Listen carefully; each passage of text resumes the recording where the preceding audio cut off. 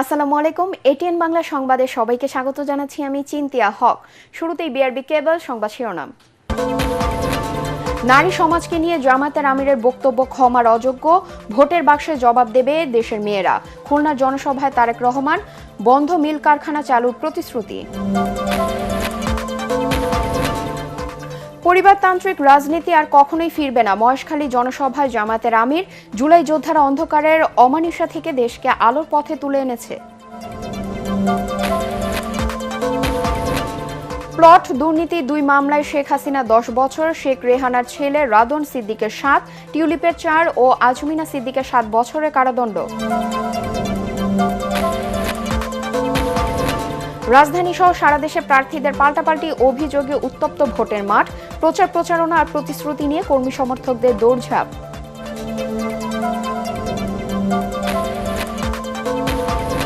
এবং চট্টগ্রামে new mooring container টার্মিনালে তৃতীয় দিনের মতো চলছে শ্রমিকদের কর্মবিরতি, 12 কর্মচারীকে বদলি বন্দর কর্তৃপক্ষের। শুনছিলেন বিআরবি কেবল সংবাদ শিরোনাম, এবার বিস্তারিত সংবাদ। জনগণের ভোটে রাষ্ট্র পরিচালনার দায়িত্ব পেলে সবাইকে নিয়ে দেশ পুনর্গঠনই হবে বিএনপির প্রধান লক্ষ্য বলে জানিয়েছেন দলের চেয়ারম্যান তারেক রহমান। খুলনার খালিশপুরের প্রভাতী স্কুল মাঠে সমাবেশে বক্তব্যে তিনি এ কথা বলেন। নারী সমাজকে নিয়ে জামায়াতের আমিরের বক্তব্য নারীর প্রতি চরম অসম্মানের, ক্ষমার অযোগ্য মন্তব্য করে তিনি বলেন, এদের বিরুদ্ধে নারী সমাজ ব্যালটের মাধ্যমে জবাব দেবে।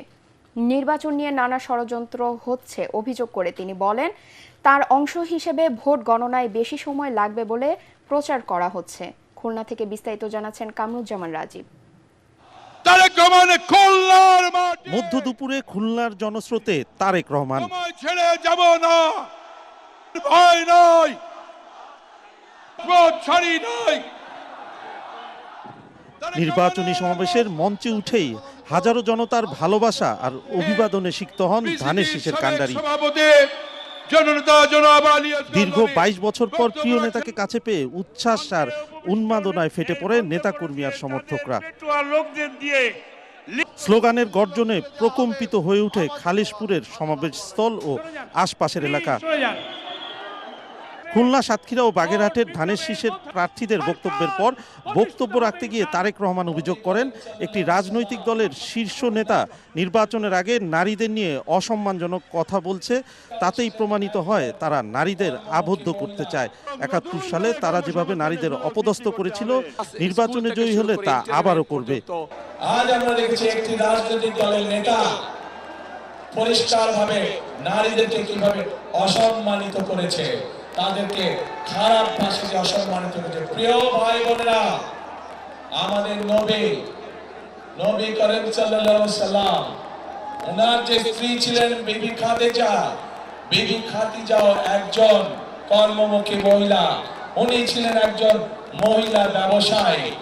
আজকে যেই দলটি, যাদের নেতা আজ বাংলাদেশের নারীদেরকে একটি খারাপ কিছুর সাথে তুলনা করেছে, তারা বলে তারা ইসলাম কায়েম করবে। যে দলটি নির্বাচনের আগে দেশের অর্ধেক জনগোষ্ঠীকে ঘরের মধ্যে বন্দী করতে চায়, যে দলটি নির্বাচনের আগে দেশের অর্ধেক জনগোষ্ঠীকে অসম্মানজনক ভাবে কথা বলে, তাহলে আপনাদের কাছে আমার প্রশ্ন, আজকে নির্বাচনে যদি তারা কোনোভাবে সুযোগ পায় নির্বাচন পরবর্তী সময়, তাহলে তাদের আচরণ কি হতে পারে? এই বিষয়ে যারা বিশেষজ্ঞ, তারা পরিষ্কারভাবে বিভিন্নভাবে বলেছে যে আইডি এইভাবে হ্যাক হতে পারে না। যারা আপনাদেরকে এইভাবে অপমানিত করে, তাদেরকে আপনারা কিভাবে জবাব দিবেন, আজ সেই সিদ্ধান্ত নেবার সময় এসেছে। খুলনাবাসীর সমর্থন চেয়ে বিএনপি প্রধান জানান, শিল্পনগরীকে আবারও পুনরুজ্জীবিত করবে বিএনপি। ইনশাআল্লাহ বিএনপি আগামী 13 তারিখে সরকার গঠন করলে এই শিল্পনগরীকে আবার জীবিত শিল্পনগরীতে আমরা পরিণত করতে চাই,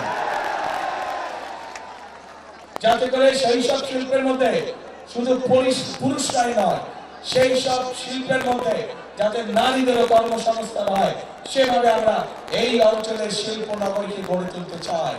আমরা চাই, বিএনপির লক্ষ্য এবং বিএনপির উদ্দেশ্য হচ্ছে আমরা সকল ধর্মের মানুষকে সাথে নিয়ে শান্তিতে বসবাস করতে চাই। আমরা সকল ধর্মের মানুষকে সাথে নিয়ে আমাদের কাঙ্ক্ষিত বাংলাদেশ গড়ে তুলতে চাই। তারেক রহমান বলেন, নির্বাচন যখন ঘনিয়ে এসেছে তখন আবারও পুরনো অপশক্তি নির্বাচন নিয়ে ছলচাতুরি শুরু করেছে। ভোটাধিকার যাতে কেউ কেড়ে নিতে না পারে, সবাইকে সজাগ থাকতে হবে। একটি মহল বলার চেষ্টা করছে এবার ভোট গণনাতে বলে অনেক সময় লাগবে। শুনেছেন এই কথা আপনারা? প্রিয় ভাই বোনেরা, ষড়যন্ত্র কিন্তু আবার শুরু করেছে। তিনি বলেন, একমাত্র বিএনপি পারবে দেশ পুনর্গঠন করতে, তাই দেশের অগ্রযাত্রা অব্যাহত রাখতে ধানের শীষকে বিজয়ী করতে হবে। বিগত সরকারের দুর্নীতি আর অব্যবস্থাপনার কারণে একসময়ের শিল্পনগরী খুলনা কর্মসংস্থানের অভাবে পরিণত হয়েছে মৃত নগরীতে। অবহেলিত এ জনপদের অতীত ঐতিহ্য ফিরিয়ে আনার পাশাপাশি নানা নাগরিক সমস্যা সমাধানে খুলনাবাসীর কাছে ধানের শীষে ভোট চাইলেন তারেক রহমান। বললেন, গণ অভ্যুত্থানের প্রত্যাশা পূরণে দৃঢ় প্রতিজ্ঞ বিএনপি, তাই কোনো অপপ্রচারে বিভ্রান্ত না হয়ে 12 তারিখের নির্বাচনে জনগণকেই সঠিক সিদ্ধান্ত নিতে হবে। খুলনার খালিশপুর থেকে কামরুজ্জামান রাজীব, ATN বাংলা। পরিবারতান্ত্রিক রাজনীতি আর কখনোই ফিরবে না বলে মন্তব্য করেছেন জামায়াতের আমির ডাক্তার শফিকুর রহমান। দুপুরে মহেশখালী নির্বাচনী জনসভায় যোগ দিয়ে তিনি বলেন, জুলাই যোদ্ধারা স্বৈরাচারী শাসনের অন্ধকার থেকে দেশকে আলোর পথে তুলে এনেছে। জামায়াতের আমির বলেন, যারা দুর্নীতিবাজদের মনোনয়ন দেয় তারা ক্ষমতায় আসলে আবারও দুর্নীতি করবে, তাই ইনসাফের বাংলাদেশ প্রতিষ্ঠায় দাঁড়িপাল্লায় ভোট চান জামায়াতের আমির। এরপর কক্সবাজারে মুক্তিযোদ্ধা মাঠের জনসভায় যোগ দেন 11 দলীয় জোটের নেতারা। জাহিদুল আলমের রিপোর্টে বিস্তারিত। ঐক্যবদ্ধ বাংলাদেশ প্রতিষ্ঠার ঘোষণা দিয়ে মহেশখালী, কক্সবাজার ও চট্টগ্রামের নির্বাচনী জনসভা শুরু করলেন জামায়াতের আমির। 11 দলীয় জোটের শীর্ষ নেতা সভাস্থলে পৌঁছতেই হাজারো মানুষ তাকে স্বাগত জানান। বক্তব্যের শুরুতেই জুলাই যোদ্ধাদের স্মরণ করেন ডাক্তার শফিক। যারা বাংলাদেশের 18 কোটি মানুষের মধ্য থেকে এই বিপ্লব, এই সংগ্রামের লড়াইয়ের অংশীদার ছিলেন, তাদের সকলের প্রতি আমি গভীর শ্রদ্ধা নিবেদন করছি। শফিকুর রহমান বলেন, জামাত নয় 18 কোটি মানুষের বিজয় চায় 11 দলীয় জোট। প্রাকৃতিক সম্পদের যথাযথ ব্যবহার ও কর্মসংস্থান সৃষ্টি করে নতুন বাংলাদেশ গড়ার প্রতিশ্রুতি দেন তিনি। আমরা আমাদের দেশ জাতিকে গড়তে চাই, দেশ গড়ায় অবদান রাখতে চাই। এই জন্য যুব সমাজের হাতে ইনশাআল্লাহ আমরা অপমানজনক বেকার ভাতা তুলে দেব না, আমরা সম্মানের কাজ তুলে দেব ইনশাআল্লাহ। আগামীর বাংলাদেশ গড়তে কোনো বসন্তের কুকিল নয়, দেশপ্রেমিক প্রয়োজন উল্লেখ করে জামাতের এই শীর্ষ নেতা বলেন, ক্ষমতার মসনদে বসে যারা টাকা লুট করে সম্পদ গড়েছেন, সেসব টাকা ফিরিয়ে দেশের উন্নয়ন করা হবে। যাদের চরিত্র বল আছে, যাদের মধ্যে সততা আছে, দেশপ্রেম আছে, যারা মানুষের সাথে লেগে থাকে সুখে দুঃখে, যারা বসন্তের কুকিল নয়, বাংলাদেশ গড়া হবে তাদেরকে দিয়ে ইনশাআল্লাহ। বাংলাদেশের যে পরিমাণ টাকা লুণ্ঠন করে বিদেশে পাচার করা হয়েছে, আমরা আপনাদেরকে কথা দিচ্ছি ইনশাআল্লাহ ওদের পেটের ভিতরে হাত ঢুকায় বের করে আনবো ইনশাআল্লাহ, এবং সেই টাকা রাষ্ট্রীয় কোষাগারে জমা হবে। তারপরে ইনসাফের ভিত্তিতে সারা বাংলাদেশের উন্নয়ন হবে। প্রাকৃতিক সম্পদের আধার মহেশখালীকে স্মার্ট ইকোনমিক জোন করার ঘোষণাও দেন শফিকুর রহমান। এই মহেশখালীকে একটা স্মার্ট ইকোনমিক জোন হিসেবে গড়ে তোলার জন্য আল্লাহ তাআলার সাহায্য নিয়ে যা করা দরকার তাই করা হবে ইনশাআল্লাহ। ফেব্রুয়ারির 13 তারিখ থেকেই বাংলাদেশ নতুন অগ্রযাত্রা শুরু করবে বলেও আশাবাদ ব্যক্ত করেন ডাক্তার শফিকুর রহমান। দল ধর্ম কিছুই দেখা হবে না, দেখা হবে তার যোগ্যতা আর তার দেশপ্রেম। জাহিদুল আলম, ATN বাংলা।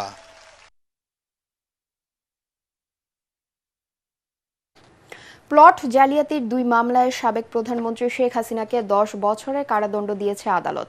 সেই সঙ্গে শেখ রেহানার ছেলে রাদওয়ান সিদ্দিক ও মেয়ে আজমিনা সিদ্দিকের 7 বছর আর টিউলিপের 4 বছরের কারাদণ্ড দেওয়া হয়। সোমবার এ রায় ঘোষণা করেন ঢাকার বিশেষ জজ আদালত 4-এর বিচারক রবিউল আলম। আরও জানাচ্ছেন মুশফিকুর রহমান।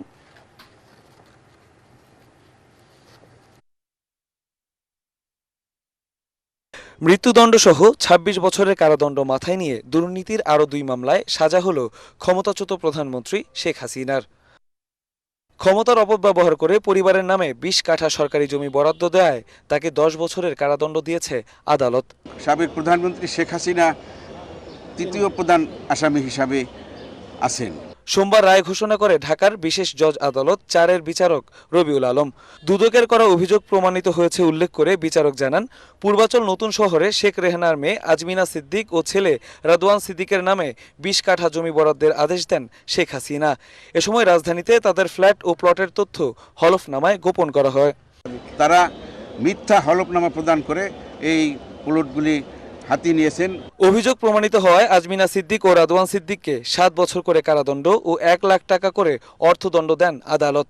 একটি মামলার যে প্রধান আসামি আজমিনা সিদ্দিক, তাহার 7 বছরের সশ্রম কারাদণ্ড, 1 লক্ষ টাকা জরিমানা এবং অনাদায় 6 মাসের কারাদণ্ড। অন্য আরেকটা মামলার যে প্রধান আসামি রাদওয়ান মুজিব সিদ্দিক, তাহার 7 বছরের সশ্রম কারাদণ্ড, 1 লক্ষ টাকা জরিমানা এবং অনাদায় 6 মাসের কারাদণ্ড। এই দুটি মামলার আদালতে সাক্ষীর জবানবন্দিতে জানা যায়, শেখ হাসিনার একান্ত সচিব মোহাম্মদ সালাউদ্দিনকে ভাই বোনের নামে জমি বরাদ্দের জন্য চাপ দেন ব্রিটিশ এমপি টিউলিপ সিদ্দিক। পরে রাজকের আবেদন ছাড়াই প্রধানমন্ত্রীর কার্যালয় থেকে বরাদ্দের জন্য আদেশ দেওয়া হয়। ফলে নিজ নামে জমি না নিলেও অভিযুক্ত হন টিউলিপ সিদ্দিক। 2 মামলায় তাকে মোট 4 বছরের কারাদণ্ড ও 2 লাখ টাকা জরিমানা করা হয়।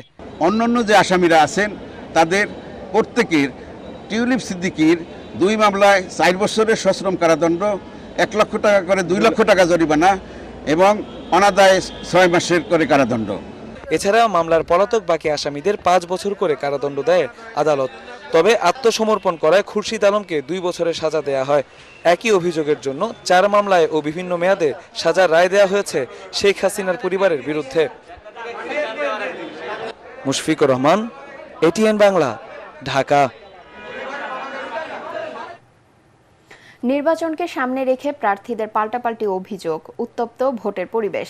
নানা প্রতিশ্রুতি দিয়ে কর্মী সমর্থকদের প্রচারণায় মুখরিত রাজধানী সহ সারা দেশ। এদিকে ঠাকুরগাঁওয়ের নির্বাচনী জনসভায় বিএনপি মহাসচিব মির্জা ফখরুল ইসলাম আলমগীর বলেন, জামাত ইসলামী বাংলাদেশকে আফগানিস্তান বানাতে চায়। সাজ্জাদ জাহানের রিপোর্ট। নির্বাচনকে সামনে রেখে প্রচারণায় ব্যস্ত সময় পার করছেন প্রার্থীরা। ভোটারদের মন জয় করতে সংস্কার, উন্নয়ন এবং মাদক ও দুর্নীতিমুক্ত সমাজ গঠনে দিচ্ছেন নানা প্রতিশ্রুতি। রাজধানীর রামপুরা এলাকায় প্রচারণা চালিয়েছেন এনসিপির আহ্বায়ক নাহিদ ইসলাম। ভোটারদের দাঁড়ে দাঁড়ে গিয়ে লিফলেট বিতরণ করেন তিনি। এই যে হা না থাকবে, হাতে ভোট দিলে এই সংস্কারগুলো হবে। ঠাকুরগাঁয়ে নিজ নির্বাচনী এলাকায় নির্বাচনী গণসংযোগকালে বিএনপি মহাসচিব বলেন, জামায়াত নারীদের ঘরে আটকে রেখে মৌলবাদী রাষ্ট্র প্রতিষ্ঠা করতে চায়।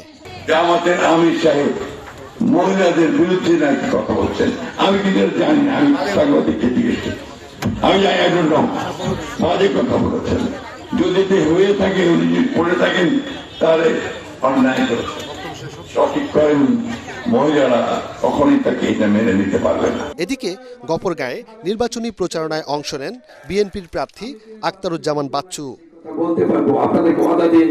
নাটোরে গণসংযোগ করেছেন বিএনপির কেন্দ্রীয় নেতা ও নাটোর 2 আসনের ধানের শীষের প্রার্থী অ্যাডভোকেট এম রুহুল কুদ্দুস তালুকদার দুলু। তিনি বলেন, বিএনপির বিজয়কে ঠেকাতে ষড়যন্ত্র ও চক্রান্ত চলছে।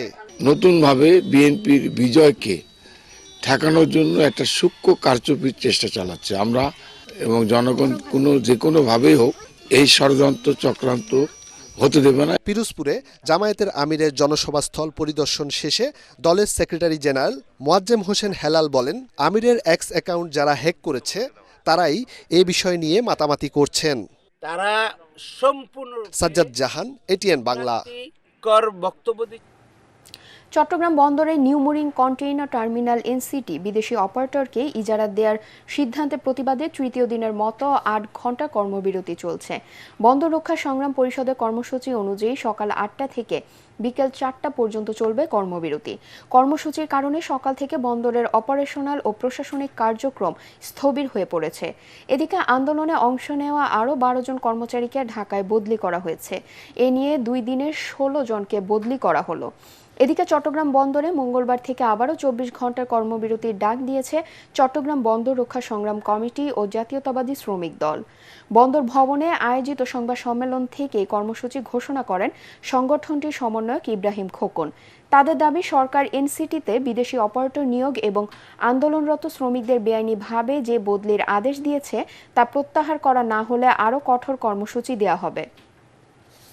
চট্টগ্রাম বন্দরের যে সমস্ত কর্মকর্তা এই প্রক্রিয়ার সঙ্গে জড়িত এবং বিডা চেয়ারম্যান আসিফ চৌধুরী সহ যারা জড়িত তাদেরকে অনতিবিলম্বে অপসারণ করে আইনের আওতায় আনতে হবে। চট্টগ্রাম বন্দরের শ্রমিক কর্মচারীরা কোনো অবস্থাতেই সরকারের এই সিদ্ধান্ত মেনে নিবে না। সারা দেশবাসীকে আমরা আহ্বান জানাতে চাই যে চট্টগ্রাম বন্দরকে রক্ষা করার জন্য আপনারা সকলে আরো আন্তরিকভাবে এগিয়ে আসুন। বন্দর রক্ষার আন্দোলনে সকলে ঝাঁপিয়ে পড়ুন। সালাম স্টিল ভোটের গাড়ি নিয়ে মৌলভীবাজারের শ্রীমঙ্গলে আছেন সহকর্মী মনির হোসেন তপু। তিনি জানাচ্ছেন সেখানকার নির্বাচনী প্রচারণার সবশেষ খবর। সালাম স্টিল ভোটের গাড়ি নিয়ে আমরা আছি চায়ের দেশ শ্রীমঙ্গলে। এখানে অনেক চা শ্রমিকের সাথে আমাদের কথা হয়েছে, যেহেতু আসন্ন ত্রয়োদশ জাতীয় সংসদ নির্বাচন সামনে রয়েছে এবং ভোটাধিকার তারা প্রয়োগ করবেন, তারা বেশ কিছু দাবি আমাদেরকে জানিয়েছেন।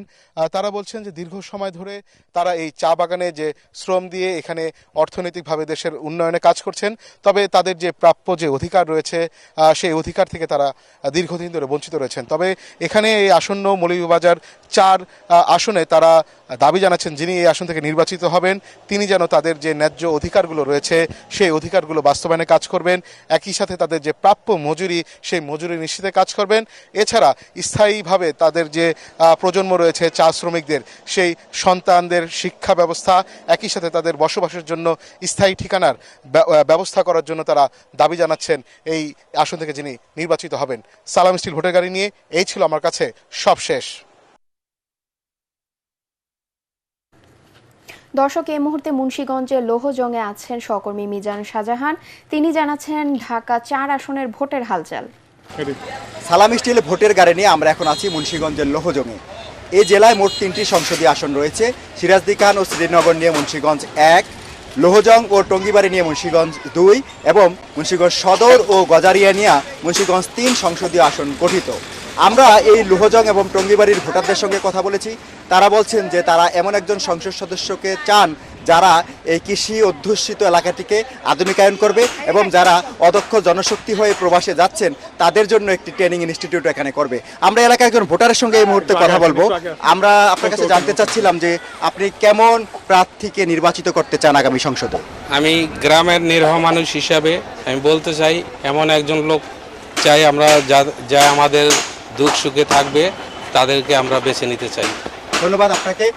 আপনি শুনলেন যে একজন ভোটারও বলছেন যে তিনি একজন যোগ্য ব্যক্তিকে নির্বাচিত করবেন। আপনাকে জানিয়ে রাখি এই আসনে বিএনপির প্রার্থী হিসাবে রয়েছেন বিএনপির কেন্দ্রীয় কমিটির যুগ্ম মহাসচিব আব্দুস সালাম আজাদ এবং এখানে 11 দলীয় জোটের প্রার্থী হিসাবে রয়েছেন এনসিপির মাজেদুল ইসলাম। সালাম স্টিল ভোটের গাড়ি নিয়ে লোহজং থেকে হচ্ছে আমার কাছে সবশেষ খবর। বিএনপি সংস্কারে বিশ্বাসী বলেই আওয়ামী লীগ ছেড়ে বিএনপিতে যোগ দিয়েছেন বলে মন্তব্য করেছেন আওয়ামী লীগ সরকারের সাবেক মন্ত্রী আবু সাইদ। পাবনার ধুলাউড়ি উচ্চ বিদ্যালয় মাঠে ইউনিয়ন বিএনপি আয়োজিত নির্বাচনী জনসভায় তিনি এ ঘোষণা দেন। আবু সাইদ বলেন, 2008 সালের পর থেকে তিনি আওয়ামী লীগ থেকে দূরে রয়েছেন এবং আর দলে ফেরার চেষ্টা করেননি। সে সময় তিনি রাজনৈতিক সংস্কারের প্রস্তাব দিয়েছিলেন বলেও জানান। তিনি বলেন, জুলাই সনদের মাধ্যমে সেই সংস্কার প্রক্রিয়া শুরু হয়েছে। আবু সাইদ দাবি করেন, বর্তমান রাজনৈতিক বাস্তবতায় স্বাধীনতার সপক্ষে একমাত্র দল বিএনপি। সভায় প্রধান বক্তা ছিলেন পাবনা 1 আসনের বিএনপি প্রার্থী মোহাম্মদ শামসুর রহমান। বিএনপির কর্মীদের হুমকি দেওয়ার অভিযোগ তুলে তিনি বলেন, অপতৎপরতা চালিয়ে নির্বাচন বানচালের ষড়যন্ত্র জনগণ রুখে দেবে। সভায় বিশেষ অতিথি ছিলেন বিএনপি জাতীয় নির্বাহী কমিটির সদস্য মোহাম্মদ সালাউদ্দিন খান। বিগত তিনটার আমি ব্যক্তিগতভাবে নিজামীকে ভোট দিয়েছি, মওলানা মতিউর রহমান নিজামীকে। আমি আজকে যারা বেহেশতের টিকিটের কথা বলেন, দাঁড়িপাল্লায় ভোট দিলে বেহেশতের টিকিট, আমি আপনাদের কাছে আর ভোট চাইবো না। আমার 3 বারের টিকিট, বেহেশতের টিকিট আপনারা দিবেন, আমি এই মঞ্চ থেকেই চলে যাব।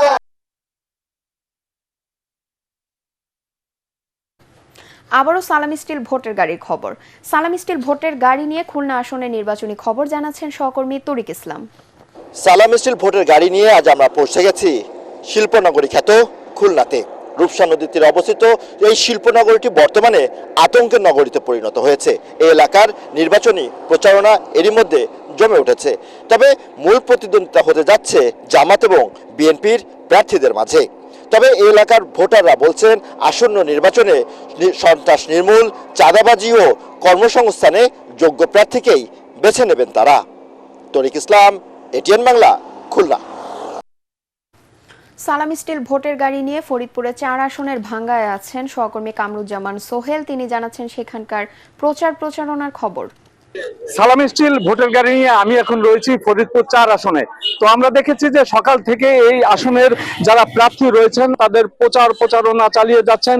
এই যে 4 আসন রয়েছে, 4 আসনের এলাকায় আমরা সাধারণ ভোটার যারা রয়েছেন তাদের সাথে কথা বলেছি। তারা আমাদের বলেছেন যে 4 আসনের বিশেষ করে নদী ভাঙন এলাকা কবলিত হয় এই অঞ্চলের মানুষ কিন্তু বিভিন্ন সময় নানা সমস্যার সম্মুখীন হয়। তাছাড়া এই অঞ্চলের শিক্ষা, স্বাস্থ্য, চিকিৎসা সহ নানা উন্নয়ন কর্মকাণ্ড কিন্তু তারা দেখতে চান প্রার্থীদের কাছ থেকে। আমরা কথা বলেছি এই এলাকার যারা প্রার্থী রয়েছেন তাদের সাথেও। তারা কিন্তু উন্নয়নের প্রতিশ্রুতি দিয়ে ভোটারদের দ্বারে দ্বারে যাচ্ছেন। তারা বলছেন যে মানুষের মন জয় করবেন, তারা উন্নয়নের প্রতিশ্রুতি দিচ্ছেন। এই ছিল সালাম স্টিল ভোটের গাড়ি থেকে ভাঙ্গা থেকে আমার কাছে সবশেষ খবর। এবারে পূবালী ব্যাংক বাণিজ্য সংবাদ।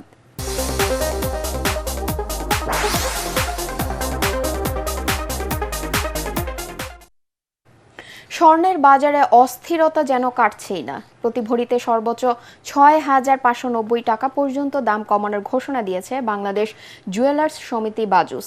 এতে করে ২২ ক্যারেট সোনার ভরি এখন নেমে এসেছে ২,৫১,০০০ টাকায়। নতুন এই দাম আজ থেকে কার্যকর হয়েছে। এদিকে গত সপ্তাহে বিশ্ববাজারে স্বর্ণের দাম লাফিয়ে লাফিয়ে বাড়তে থাকায় দেশের বাজারেও রেকর্ড পরিমাণ বাড়ে এর দাম। এবার সন্ধানী লাইফ ইন্স্যুরেন্স আন্তর্জাতিক সংবাদ।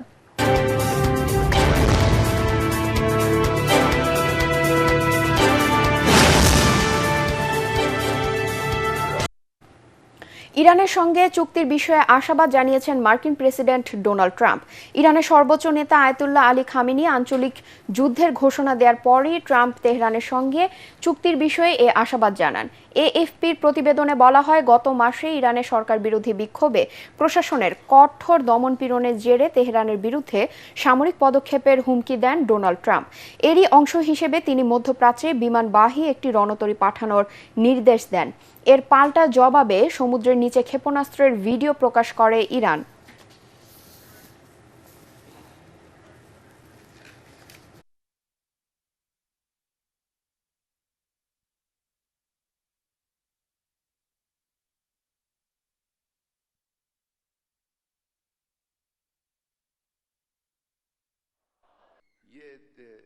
ভবিষ্যতে ব্যাংকের জন্য কঠিন চ্যালেঞ্জ অপেক্ষা করছে বলে মন্তব্য করেছেন অর্থ উপদেষ্টা সালেউদ্দিন আহমেদ। তিনি বলেন, সংকট কাটাতে ব্যাংকগুলোকে স্বচ্ছতা, জবাবদিহিতা এবং পেশাগত সক্ষমতা নিশ্চিত করতে হবে। সকালে রাজধানী বসুন্ধরা ইন্টারন্যাশনাল কনভেনশন সেন্টারে আয়োজিত সোনালী ব্যাংকের বার্ষিক সম্মেলনে এ কথা বলেন তিনি। এ সময় Bangladesh bank governor Ahsan H Mansur বলেন, ঋণ দেওয়ার ক্ষেত্রে সতর্ক এবং সাহসী হতে হবে। খেলাপি ঋণ কমাতে ব্যাংকগুলোকে আরও দায়িত্বশীল হওয়ার আহ্বান জানান গভর্নর। অবশ্যই সাবধান হতে হবে ঋণ দেওয়ার ব্যাপারে, কিন্তু সাহসী হতে হবে। আমাকে চিহ্নিত করতে হবে উদ্যোক্তা কারা, মাঠ পর্যায়ে উদ্যোক্তা কারা, এসএমইদের মধ্যে কারা ভালো উদ্যোক্তা, তাদেরকে চিহ্নিত করে তাদের মাধ্যমে ঋণ দিতে হবে। আমাদের নতুন যেসব খাত, অনেক সময় আমরা ওটাকে বলি যে ওটা আনপ্রোডাক্টিভ ইত্যাদি ইত্যাদি, কিন্তু না, কনজিউমার লেন্ডিং খাত সে বিশাল একটা খাত, পৃথিবী জোড়াই কিন্তু এটা একটা বড় খাত। হাউজিং লোন একটা বড় খাত। এই জায়গাগুলোতে কিন্তু আমাদের সরকারি ব্যাংকরা এবং সোনালী ব্যাংকও সেরকম করে বড় রকমের ইম্প্যাক্ট রাখতে পারছে না। এবারে খেলার খবর।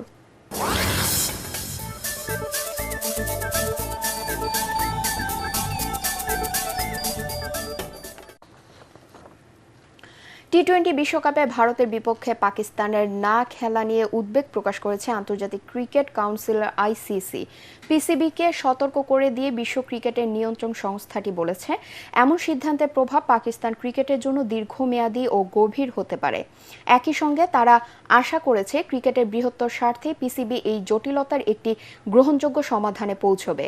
বিশ্লেষকদের মতে এই একটি ম্যাচ বর্জনের ফলে বিশ্ব ক্রিকেটের সম্ভাব্য ক্ষতি হতে পারে অন্তত 25 কোটি মার্কিন ডলার, বাংলাদেশি মুদ্রায় প্রায় 3075 কোটি টাকা। এমন পরিস্থিতিতে আইসিসির ভূমিকা নিয়েও প্রশ্ন তুলতে পারে সম্প্রচারকারীরা।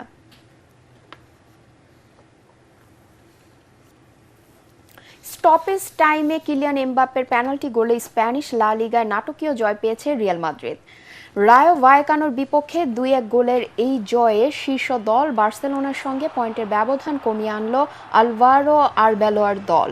নিজেদের মাঠ সান্তিয়াগো বার্নাব্যুতে খেলার 15 মিনিটে Brazilian winger Vinicius junior lead এনে দেন দলকে। 49 মিনিটে জর্জ দি ফ্রুটোস রায়ো ভায়েকানোকে 1-1 গোলে সমতায় ফেরান। গোল হজম করে আরও চাপে পড়ে রিয়াল মাদ্রিদ। যোগ করার সময়ের একেবারে শেষ মুহূর্তে পেনাল্টি পায় রিয়াল। স্পট কিকে গোল করে দলকে জয় পাইয়ে দেওয়ার পাশাপাশি লিগে নিজের গোল সংখ্যাও বাড়ান এই ফ্রেঞ্চ তারকা।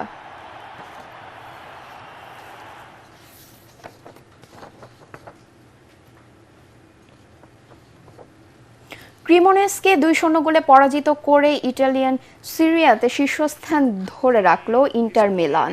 প্রতিপক্ষের মাঠ স্তাদিও জিওভান্নিতে আক্রমণ কিংবা বল দখলে এগিয়ে ছিল ফেভারিট ইন্টার মিলানি। তাতে খেলা 16 মিনিটে আর্জেন্টাইন ফরওয়ার্ড লাউতারো মার্টিনেজের গোলে লিড নেয় ক্রিস্টিয়ান শিভুর দল। 31 মিনিটে ব্যবধান দ্বিগুণ করেন পিতর জেলেসিঙ্কি। খেলার বাকি সময়ে কোনো দল আর গোলের দেখা পায়নি। এই জয়ে 23 ম্যাচে 55 পয়েন্ট নিয়ে দ্বিতীয় স্থানের দল এসি মিলানের সঙ্গে পয়েন্টের ব্যবধান বাড়ালো ইন্টার মিলান। শেষ করার আগে বিআরবি কেবল সংবাদ শিরোনাম আরেকবার। নারী সমাজকে নিয়ে জামায়াতের আমিরের বক্তব্য ক্ষমার অযোগ্য, ভোটের বাক্সে জবাব দেবে দেশের মেয়েরা। খুলনার জনসভায় তারেক রহমান, বন্ধ মিল কারখানা চালুর প্রতিশ্রুতি। পরিবারতান্ত্রিক রাজনীতি আর কখনোই ফিরবে না, মহেশখালী জনসভায় জামায়াতের আমির। জুলাই যোদ্ধারা অন্ধকারের অমানিসা থেকে দেশকে আলোর পথে তুলে এনেছে। প্লট দুর্নীতি 2 মামলায় শেখ হাসিনা 10 বছর, শেখ রেহানার ছেলে রাদন সিদ্দিকের 7, টিউলিপের 4 ও আজমিনা সিদ্দিকের 7 বছরের কারাদণ্ড। রাজধানী সহ সারা দেশে প্রার্থীদের পাল্টাপাল্টি অভিযোগে উত্তপ্ত ভোটের মাঠ, প্রচার প্রচারণা আর প্রতিশ্রুতি নিয়ে কর্মী সমর্থকদের দৌড়ঝাঁপ।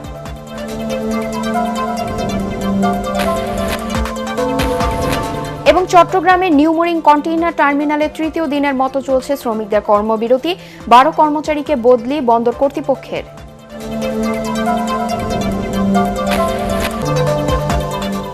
পরবর্তী সংবাদ দেখার আমন্ত্রণ জানিয়ে এখনকার মতো শেষ করছি। এটিএন বাংলা সংবাদ ইউটিউবে দেখতে ব্রাউজ করুন, youtube/ATN Bangla News। ধন্যবাদ সবাইকে।